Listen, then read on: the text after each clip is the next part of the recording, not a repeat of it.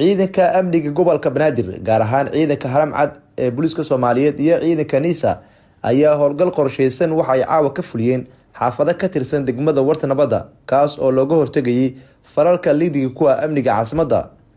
intuu howlgalkani socday waxa goobjoog ahayd gudoomiyaha degmada Warta Nabadda Marwasiina Maxamuud Warsame Xabsi oo kula dardaarmaysay ciidamada howlgalkan fulinayay in ay u turaan shacabka isla markaana ay si wanaagsan ula dhaqmaan. saraakiisha howlgalkan fulinaysay ayaa warbaahinta qaranka u sheegay in ay gacanta ku soo dhigeen 2 qof oo lala xiriirinaya inay ka tirsan yihiin kooxaha nabadiidka ah. gudoomiyaha degmada Warta Nabadda Marwasiina Maxamuud Warsame Xabsi ayaa howlgal kadib si guud ula hadashay dadweynihii ku noolaa xaafadihii kala duwanaa ee howlgalkan laga fulinayay. cadawga muu iska celiyaa mise aduu iska ka celiyaa qorigan wuxuu u wataa waa ilaalinta naf iyo maal ummadda Soomaaliyeed mise qof kale u wataa magaalada ma ajnabiga joogo kula dagaalamaya ninkan askariga ah wuxuu ilaalinayo waa idinka waxa u soo dacwoonaysiin waa isaga waxa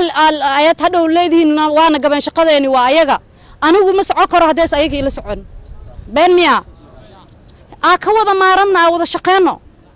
asaguna wuu rabaa inuu raaxeysto tuutaas ku cadaadi qoriga culeyskiisa garbihiisa rafaadka ku jiro laga yaabo gogasha caaw laga soo kiciyo sarirtaada adoo jiifto markuu ku soo kicinay asaga ma saaxido gaarigaas korkiisa inuu saaxido laga yaabaa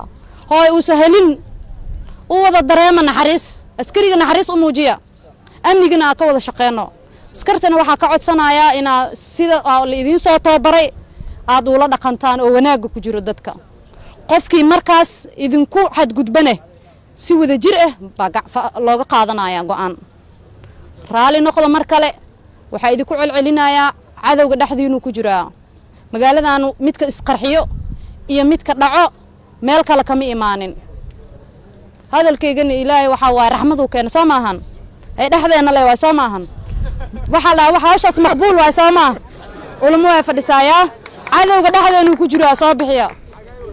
xagaygaasna waa ku qowsanina raxmad waaye cadawgaas ka soo bixino ya